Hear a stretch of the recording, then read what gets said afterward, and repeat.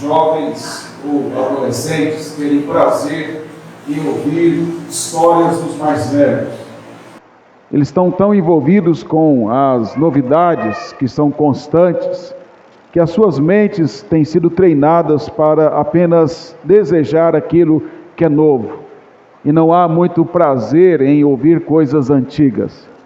No entanto, a minha geração e outras gerações próximas da minha, gostavam e gostam de ouvir histórias dos mais velhos. Até hoje, tenho muito prazer de sentar junto a pessoas mais velhas e ouvir as suas histórias, ouvir como elas sofreram, como elas superaram as suas aflições, e essas coisas todas nos ensinam bastante.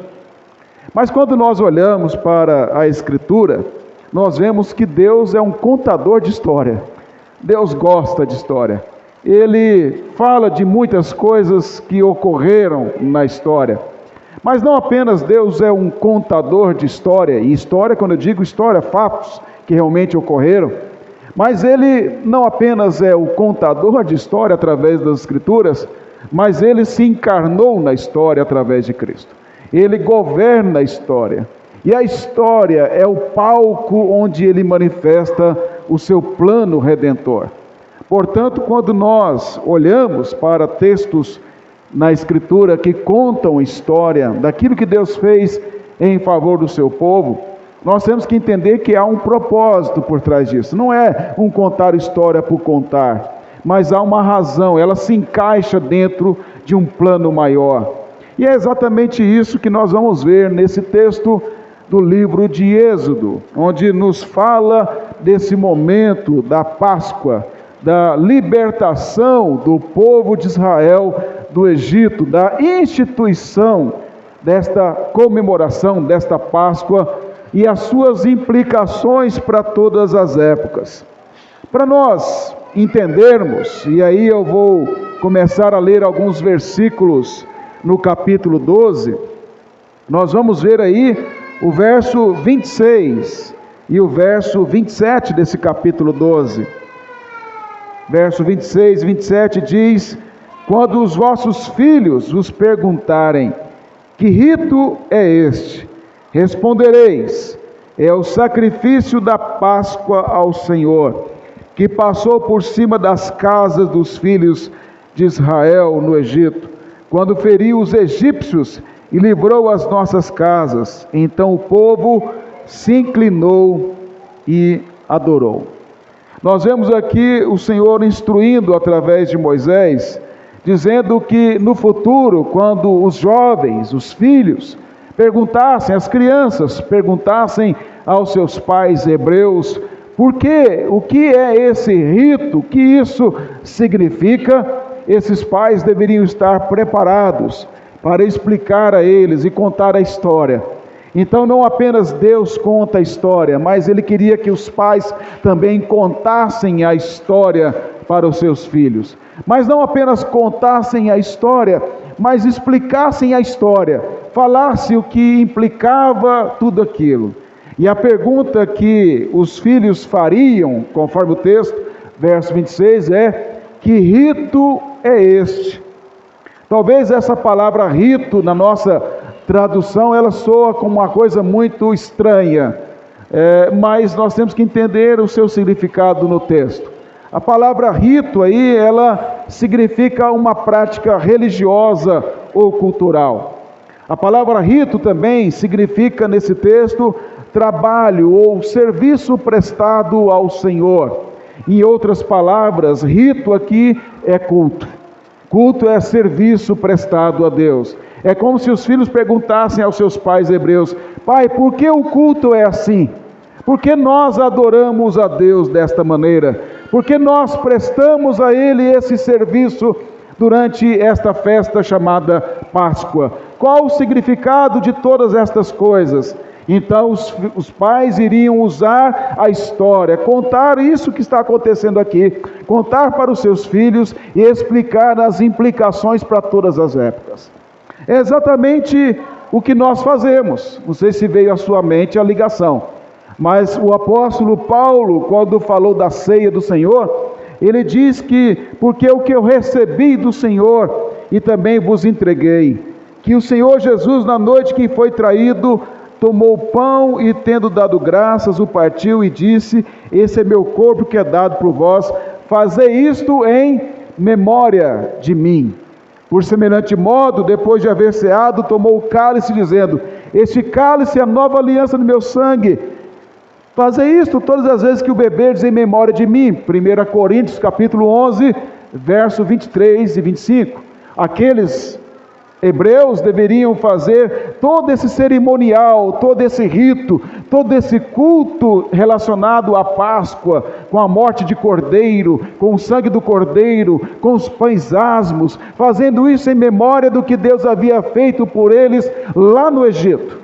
Agora o Senhor Jesus, que é o Cordeiro de Deus, que é aquele para o qual os cordeiros apontavam, que é o cumprimento de todos esses sacrifícios, ele não muda, ele não remove a Páscoa, mas ele muda os elementos da Páscoa. Ele agora não usa mais o sacrifício de cordeiro animal, ele próprio será o cordeiro. Ele coloca o pão, ele coloca o cálice, e ele diz que isso deveria ser feito em memória dele.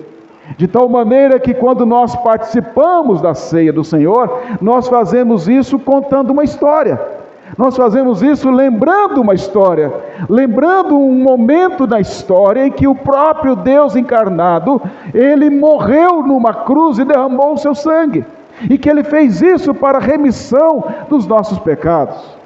Portanto, quando olhamos para Êxodo capítulo 12, que é a base da qual Jesus vai usar e vai ampliar, nós vemos aqui algumas coisas interessantes nesse cenário do capítulo 12. Como é que a Páscoa hebreia era comemorada? Como é que ela era feita? Nós vemos aqui alguns elementos que eu quero destacar, e você apenas acompanha aí no capítulo 12 de Êxodo, eu vou apenas citar. O que tinha nesta Páscoa? Primeira coisa, e mais importante, verso 4 e verso 5, verso 3 e verso 4, aliás, diz sobre o cordeiro. Havia cordeiros por cada família. Cada família tinha que sacrificar naquele momento um cordeiro. Então o principal personagem, vamos dizer assim, o mais importante nesta Páscoa é um cordeiro, e um cordeiro sem defeito, cordeiro ou um cabrito, como diz o verso 5. Depois nós temos aí no verso 7, esse sangue do cordeiro morto ali no sacrifício, deveria ser usado para passar nos umbrais da porta, nas ombreiras da porta, na entrada da casa de cada família dos hebreus que fez o sacrifício. Então passava-se ali o sangue naqueles umbrais da porta. No verso 7 ainda, nos fala que havia ali, o verso 8, havia ali também, além do cordeiro, pães asmos e ervas amargas. Os pães asmos eram pães sem fermento, para mostrar a pureza do ensino de Deus, que Paulo mesmo diz que a doutrina tem que ser sem fermento, sem deturpação. Então, tudo aquilo que Deus havia ordenado a eles era simbolizado pelos pães asmos que mostravam a pureza dos mandamentos do Senhor. As ervas amargas deveriam ser ali colocadas também para lembrá-los do período de escravidão que eles passaram no Egito. Então eles deveriam lembrar desse período amargo, desse período terrível, do qual o Senhor os havia libertado. Nós vemos também no verso 11, que eles deveriam comer do cordeiro. Esse cordeiro que era morto, ele era assado, e ele deveria ser comido, seu sangue passado nos umbrais, o que sobrasse dele queimado, para que não sobrasse mais nada. Mas enquanto eles comessem, enquanto eles ceassem aquele cordeiro assado, eles deveriam estar vestidos, deveriam estar cingidos de túnica, deveriam estar com sandálias nos seus pés. Por quê? Preparados para sair do Egito, preparados para uma longa caminhada, preparados para a peregrinação, para não mais pertencerem àquela condição de escravos do Egito. Por quê? Porque o Senhor haveria de em seguida libertá-los completamente da escravidão. Então assim se comemorava a Páscoa, lembrando cada parte, cada rito, cada detalhe. Ele tinha um significado, ele tinha um simbolismo, ele tinha um propósito para que o povo pudesse olhar para isso e pudesse pensar sobre isso. Quando nós olhamos para o Novo Testamento, nós vemos esses elementos sendo alterados, como eu já disse. O próprio Deus, que é Cristo, ele coloca em lugar de cordeiro sendo morto, ele parte o pão, para mostrar que ele será partido. Ele não oferecerá nenhuma resistência ao ser levado para a cruz. Assim como o pão, quando você vai parti-lo, ele não tem nenhuma resistência para ser partido. Assim também Cristo iria se oferecer ao Pai como sacrifício em nosso lugar. Ele seria esse pão sem fermento, esse pão perfeito, esse pão sem levedura, esse pão puro da parte de Deus que vem do céu. O seu sangue não seria mais sangue do cordeiro sacrificado, passado nos umbrais das portas, mas seria o sangue do próprio Cristo encarnado, do próprio Deus, que iria derramar o seu sangue na cruz para pagar a nossa dívida de uma vez por todas. Então, o cálice da ceia, simbolizando aquilo que ele iria fazer. De tal maneira que o que nós temos na ceia do Senhor é uma ampliação daquilo que aconteceu lá no Egito, um cumprimento daquilo que ocorreu no Egito. Da mesma forma em que nós deveríamos participar da ceia com sandália nos pés e cingidos, prontos para estar na presença do Senhor, prontos para partir para a glória, assim o povo estava pronto para partir do Egito. Em Lucas, há um detalhe quando fala sobre o momento em que Jesus ministrou a ceia. Ele diz que ele se pôs à mesa com os discípulos, Lucas 22, verso 14 e 15. Pôr-se à mesa ali, a ideia é que Jesus, enquanto partia o pão e tomava o cálice com os seus discípulos, ele fez isso em pé. E ele inclinou a mesa para pegar os elementos da ceia e partir, para demonstrar a urgência do momento. Assim como o povo de Israel tinha que estar com sandálias nos pés e vestimenta apropriada para uma caminhada, assim o Senhor Jesus estava com os seus discípulos, pronto para o momento em que ele passaria pela cruz, pelo sacrifício em nosso lugar. Mas voltando ao capítulo 12, verso 2. Olha o verso 2 agora.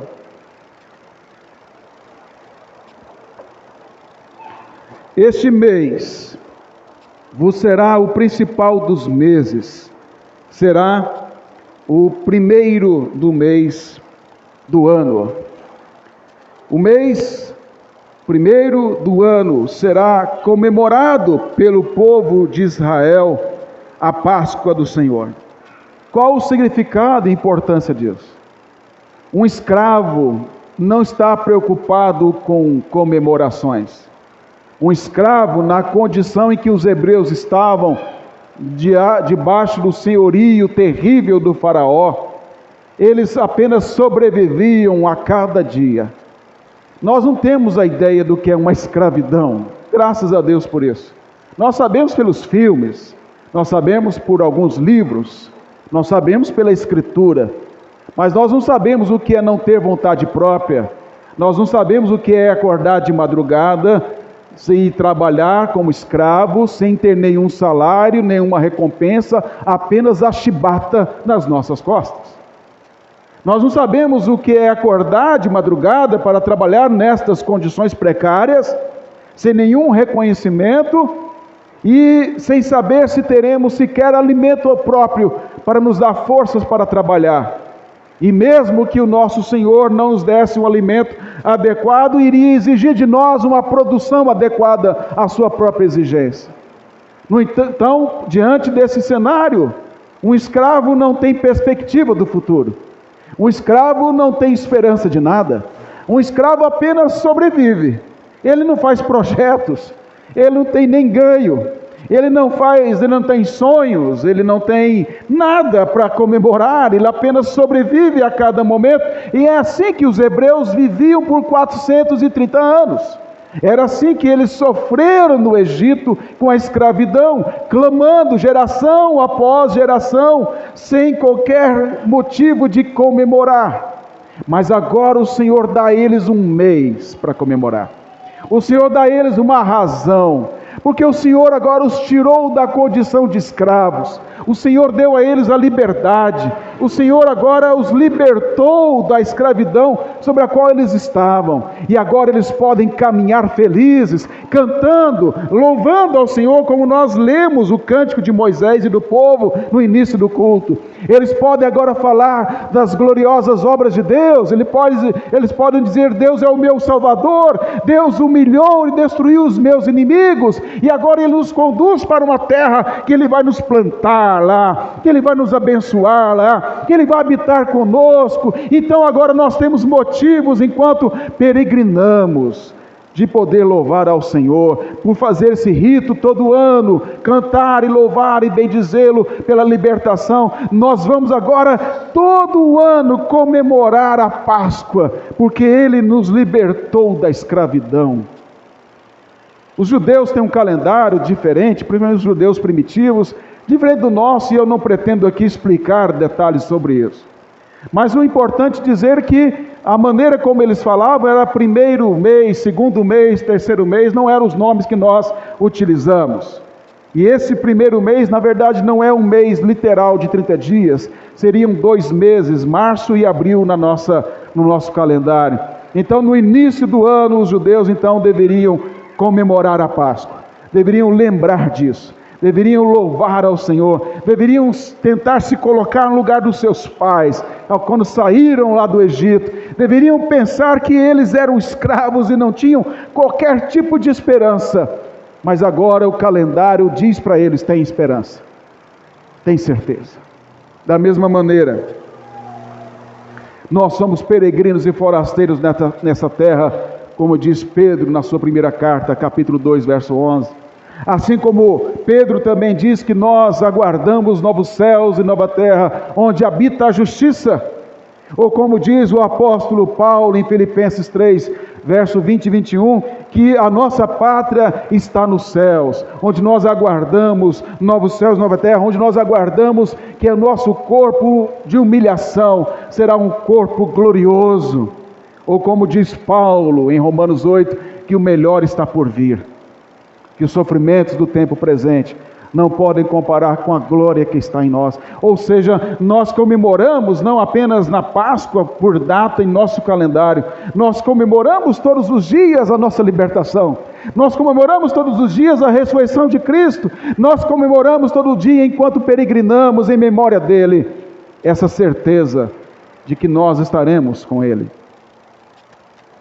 Mas olha o verso 13. 12 e 13. Porque naquela noite passarei pela terra do Egito e ferirei na terra do Egito todos os primogênitos, desde os homens até os animais. Executarei juízo sobre todos os deuses do Egito, eu sou o Senhor. O sangue vos será por sinal nas casas em que estiverdes.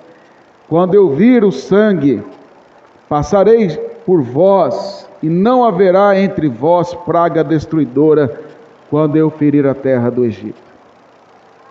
De quem o povo de Israel foi poupado?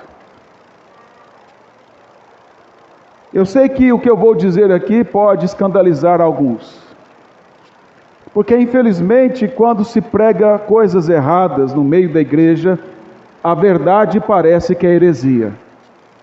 Mas o povo de Israel foi poupado de Deus. É Ele quem destruiu o Egito, e é Ele quem matou os primogênitos do Egito. É Ele quem exerceu esta vingança sobre os egípcios. Mas quando nós falamos de Deus agindo assim, isso escandaliza por algumas razões. Primeira, Porque as pessoas têm uma ideia mitológica de Deus. Elas acham que Deus e o diabo vivem em um dualismo. Entre o Deus é o Deus bom e o diabo é o Deus mau. Então vive uma guerra entre o bem e o mal. Mas no final Deus acaba vencendo na prorrogação ou nos pênaltis. A ideia mitológica, porque é a ideia grega, a ideia de Zeus e de Hades, que eram irmãos.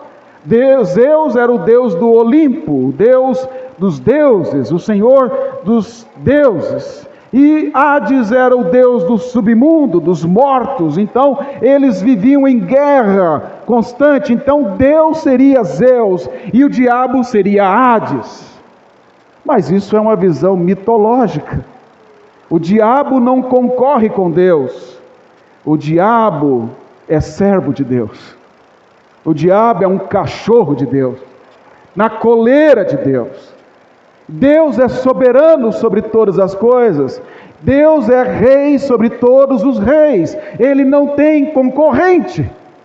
É por isso que Isaías 40, o Senhor diz: a quem comparareis o Senhor? Com quem podemos comparar a Ele? Quem pode ser igual a Ele?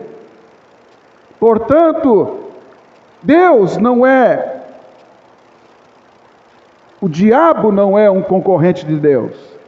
Uma outra visão também que leva as pessoas a entender errado é uma visão humanista de Deus. Como pode Deus fazer isso? Como Deus pode matar pessoas? Como Deus pode exercer ira sobre as pessoas? Deus é amor, Deus é misericórdia, Deus é graça, Deus é longânimo. E é verdade que Deus é graça, amor, misericórdia e longânimo em tudo que Ele faz, mas Deus também é justiça. Deus também faz justiça àqueles que lhe ofendem. E a pergunta é: a quem o Egito havia ofendido por tantos séculos? A quem o Egito havia ofendido quando o faraó mandou matar as crianças, os meninos hebreus, porque eram meninos e podiam multiplicar o povo, matando vários, milhares e milhares de inocentes ali, por causa da sua ganância e seu poder? A quem o faraó ofendeu? A quem o Egito ofendeu?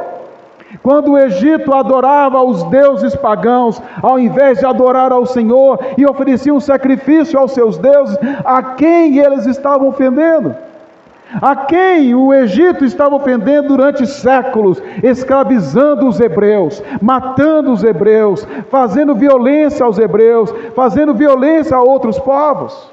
E pior ainda, o Egito foi um instrumento de Satanás para tentar matar a semente santa da descendência de Abraão, do qual sairia Cristo, ou seja, era uma guerra espiritual. Então, quando o texto mostra que é Deus exercendo juízo, não há motivo para nós nos escandalizarmos. Agora veja se eu estou errado no texto. O verso 12: passarei pela terra do Egito. Quem é que vai passar pela terra do Egito? O Senhor. E farei o quê?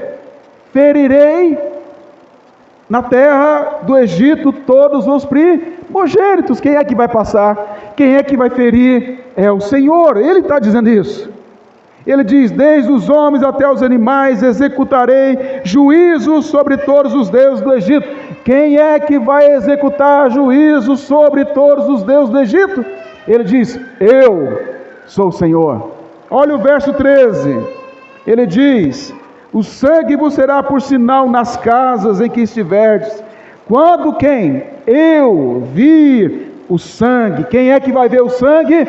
O Senhor. Vai passar pelas casas, vai ver o sangue nos umbrais, e ele diz: passarei por vós, e não haverá entre vós praga destruidora, quando eu, quem? O Senhor, ferir a terra. Quem é que iria ferir a terra? Quem é que iria matar os primogênitos? Quem é que ia executar juízo? É o Senhor.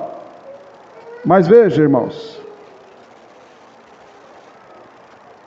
em meio a tudo isso há ato de graça de Deus. ele diz: eu passarei por cima de vós. Quando eu vir o sangue dos umbrais da porta,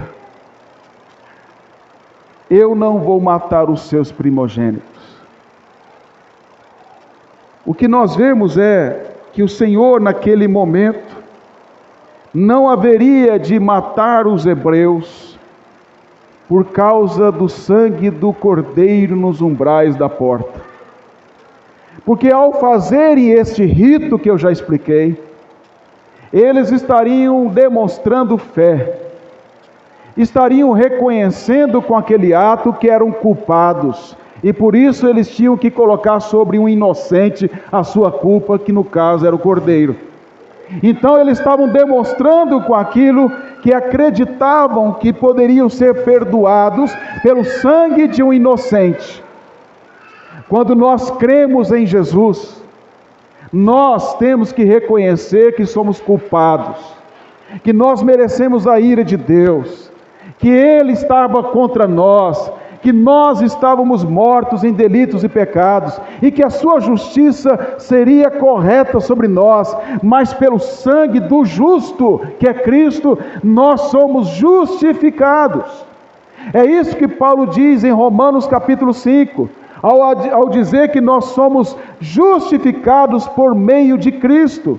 O que isso quer dizer? Que o Pai colocou sobre nós a justiça de Cristo, o sangue de Cristo.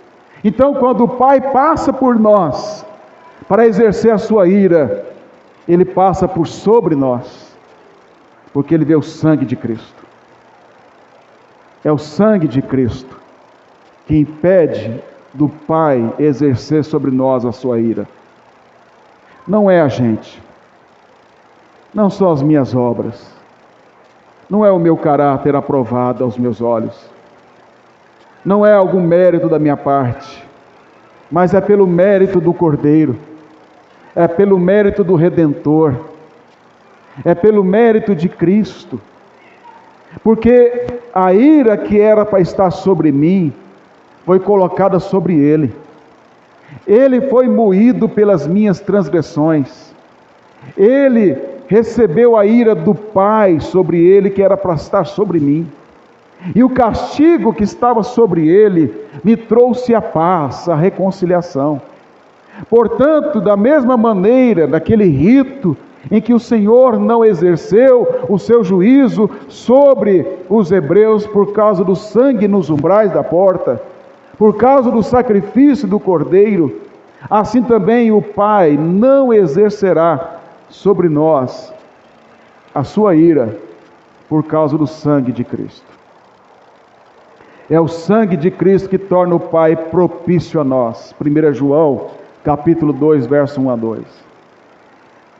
É o sangue de Cristo que foi paga a dívida cravada de uma vez por todas na cruz. Como diz Paulo em Colossenses.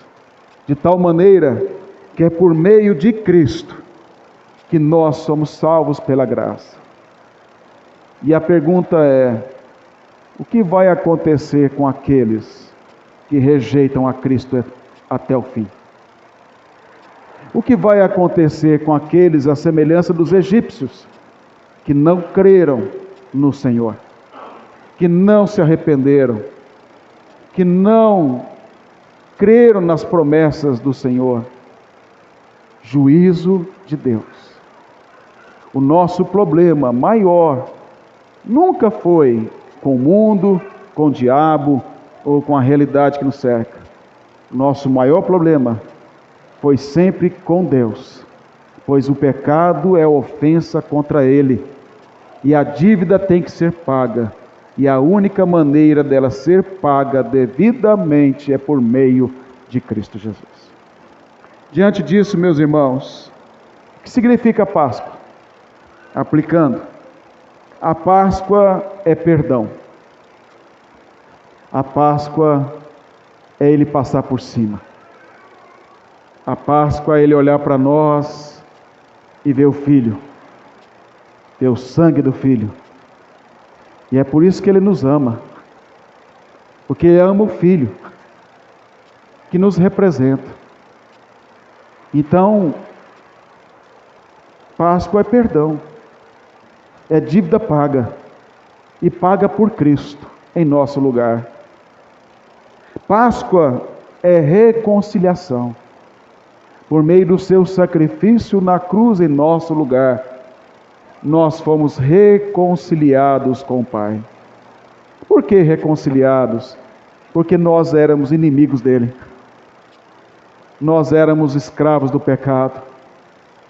Nós vivíamos conforme o mundo e conforme o diabo, conforme a nossa natureza caída. Mas ele nos deu vida quando nós estávamos mortos em delitos e pecado. A Páscoa, ela é promessa, em memória de mim, para lembrar o que ele fez e para crer no que ele vai fazer, para olhar para o futuro e crer que um dia nós vamos cear com o Rei. Nos cânticos que nós entoamos aqui com a equipe Louvor, há uma palavra que eu gosto demais: Rei. Ah, como eu tenho prazer de chamar Jesus de meu Rei. Como eu tenho prazer de me dobrar diante do meu Rei. Ele é o nosso Rei. E aquele dia nós vamos nos ajoelhar com o rosto em chão diante do Rei, o Rei da glória. A Páscoa, irmãos, é a certeza da vitória. A vitória sobre a morte. Onde está, ó morte, a tua vitória? Paulo pergunta. Tragada foi a morte pela vitória de Cristo. A vitória da ressurreição sobre a morte. A sua ressurreição, que nos dá a garantia da nossa ressurreição. A sua ressurreição, que nos dá a certeza de uma vitória eterna sobre os efeitos da queda sobre a morte. É na sua segunda vinda que a morte morrerá. É na sua segunda vinda que a morte será destruída, tirada completamente da nossa realidade. A ressurreição é a base da nossa fé. A ressurreição é a Páscoa. Por último, a Páscoa é Cristo. É o Cordeiro Pascual. Ele é a Páscoa. Ele é o perdão. Ele é a reconciliação. Ele é a graça de Deus sobre nós. E eu termino com a última estrofe do hino Rude Cruz, que diz: nessa cruz padeceu, desprezado morreu, meu Jesus, para dar-me perdão. Eu me alegro na cruz, dela vem graça e luz para minha santificação.